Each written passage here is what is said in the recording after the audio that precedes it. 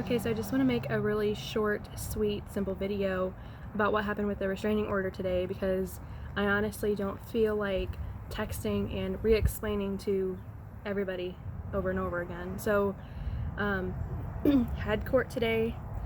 Me, my mom, and my sister went. Of course, my mom and my sister drove together, but no surprise there because my mom sat with me the first court that we had in regards to my domestic violence charges, and then I had to go to jail and stuff like that. So my sister yet again was acting really snotty with the judge, and I'm trying to focus my camera. So she was acting really snotty to the judge again, and they started with me, and he said, tell us why you want the restraining order. And I said, I need to protect myself mentally and physically from her. And we've had a long sibling rivalry basically our whole lives, and even into our adult lives, and I just need to protect myself against her. And I said it all started because she brought her friend over, and I didn't say like how they knew each other, but most of you know that it's my boyfriend's ex. And I was like, she brought a friend over. My sister threatened to use weapons against me, but she didn't say what weapons. But she lied and told the police officers it was pepper spray, but she didn't. Anyway, so I was like, yeah, this happened, this whole scenario, this girl, and she threatened to have her friends come shoot me, and the judge was like, well, I can't do anything about what she said. And I was basically like, I still gotta protect myself, like I can't just, watch my back everywhere I go. And I made sure that I said, my name is on the house. My mom's name and my name are on the house. And my sister had something to say about that, like it doesn't matter or something. And she's like, she doesn't pay any of the bills. Julie doesn't pay any of the bills.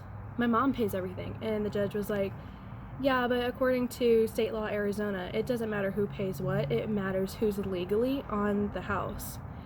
And basically, the whole thing is just like a fight to see who can come back home.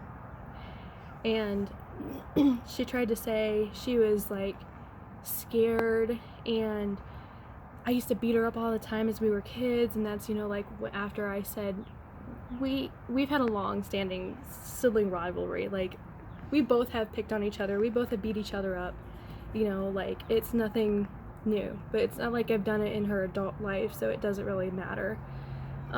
So I won, and I'm so happy that I won because I could finally come home and I can have pride of my life, and I don't have to like worry about anything. And like, look, I'm in my room, and like there's my bed, and like don't get me wrong, I really love staying at my boyfriend's all the time, and waking up together, going to sleep together, but it's just like really nice that I have the freedom to finally come home. And it's just been so hard because she's put me through so much, and she doesn't understand how much she's put me through. And I don't mean to get so like emotional, but it's just been such a roller coaster. I've just been so mentally exhausted from everything that's been going on. And I was like, okay, great, I won. She's out of my life at least for a whole year. I don't ever have to see her. And then the judge goes and says, well, Roxanne, if you don't like my order or whatever because it is staying on, you can contest that as well. And then she says, okay, how do I go do that? Where can I do that at? And it's like she just had this attitude like, dude, why did you tell her that? Because now she's still gonna put my life through hell. And her bringing up the fact that she says I destroyed her car window is ridiculous. And I don't even know if the judge was trying to take that into account of like my actions to see if he should lift the order because of what I did. I'm paying for my mistakes. I told him I've been taking domestic violence classes. I have to pay $145 a month, out of my own pocket, of course. And she says to the judge, so because of this order, I'm homeless? And he says, well, I guess you should have thought about what you did. And boy, was she pissed. And then she asked him, so can I sue Julie for my new expenses that I have to pay now? And he's like, I can't give you any of that legal advice. You'd have to talk to a lawyer. But like, are you fucking serious? Seriously? You want to try to sue me for your new expenses? Bitch, you make double, if not almost triple, of the money I make. Yeah, I know I don't make that much money. I don't claim to make that much money, but when you walk around and tell everybody you make so much money, and that you're gonna go to California to go visit some guy, and then you just took a trip to Ohio, you just ordered new makeup that came in. I saw it. Like, I'm looking out my window right now. My mom grabbed a package from the UPS guy. I was like, oh, what's that? Oh, it's more makeup. Go figure. Okay, she's got to cover up all of those faces that she has. That's why she has to order makeup all the time. And she got her little nails done. I saw it today, and I saw it on her Instagram. She got fake nails. You can't tell me that you can't afford a 1-bedroom apartment or a studio and live on your own when you can get all that stuff all the time. Now I'm rambling and ranting, which is not what I wanted to do. I just wanted to state what happened because I don't want to re-explain myself to everybody. But this is already 6.5 minutes. But anyway, that was the stupidest, most ridiculous thing I think she could have said. After everything she's already put me through, she's lucky I didn't get a eviction notice, because that would have been on her record.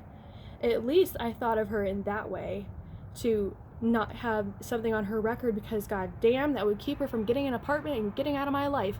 So at least I was that thoughtful after everything she's already done to me. So, you know, mind blown. But I guess I'm not surprised that she would try to still retaliate in the way of asking if she could sue me for her upcoming new expenses, such as like an apartment or something. Like, you gotta be fucking kidding me. I make like $150 a week right now. I am still struggling trying to get a second job because I have a criminal record now until I complete all these domestic violence classes, and then everything will be expunged and come off. And she's pretty much like fucked with my life at this point. And today was like a nice, sweet little victory that the restraining order stays, and the judge said she could contest it, but you know, because she didn't like his ruling, she can contest it, but it's probably going to take just as long as the length of the restraining order to appeal it, so why bother? But of course, she walked right up to the next floor up to try to see if she could go appeal it like immediately. But you know, if you're there already, I mean, you might as well, so you don't have to pay for $5 parking again. But still, I think I've already been through enough from her. And my mom told me that she had already been looking for apartments. Okay, if she's already been looking for apartments, then why are you a bitch, and why has it got to be such a big deal? But anyway, I am so glad to be home. Sorry for almost crying, but it's just such like an emotional thing after dealing with all of this for like since the beginning of July. July 7th is when the fight was. I got I can't remember which day it was I got arrested, the 7th or the 8th or something, but it's been like, what, 2 months, and I'm like, it's still not over. She's gonna contest something else? Like, leave me alone. I just want her out of my life. Like, I swear to God, like, if this gets contested, and I mean, I know it's gonna get contested, but like, I'm gonna get an eviction notice for her. And it was kind of like a fight, like tooth and nail at the end, when we were both talking to the judge about like who can come home. And it's purely because of the fact that I saved my ass and have my name on the house. And he said, well, my sister said, well, I have paperwork from the other judge saying that she's not allowed on the property.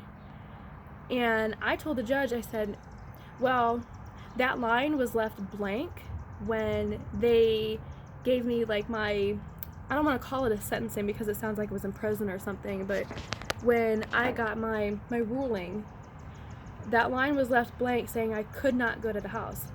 So there was no address listed there. So I'm still allowed at my house when I'm permanently allowed here. But so it just said that I could have no contact with my sister. So I was allowed to be at the house as long as she wasn't at the house. So, and he told her that, and oh my God, nothing's going her way. Like, finally. And she kept saying, well, Julie told my mom that she's doing this because of retaliation. Like, after everything you've put me through, what the fuck do you think I'm gonna do, not retaliate against you? Like, you could look at it that way, but I really need to protect myself against her and her shenanigans. So I don't have to watch my back anymore for a while at least. My dog's home. He's happy to be home, I'm sure. Like, it's just nice for everybody that my dog is back here instead of at my boyfriend's, so we don't have to like worry about the dogs fighting or the dogs trying to kill the cats or whatever. But I no longer have to watch my back, and it is such a relief. I feel like I could breathe better, and it's so nice. I'm not gonna cry again, I promise. But it's really hot and muggy right now because it rained. Okay, so this is all for myself, and I wish that there was a way I could just like edit everything out. So if someone knows like a really good phone editing app that I can just like edit out all the mumbo jumbo that I've just spouted out that has almost nothing to do with my court story today, let me know. But anyway, almost 12 minutes. I'm gonna end it here. Just like I said, I just wanted to let everybody know what was going on because I don't want to repeat myself a million times. Okay, thanks for watching.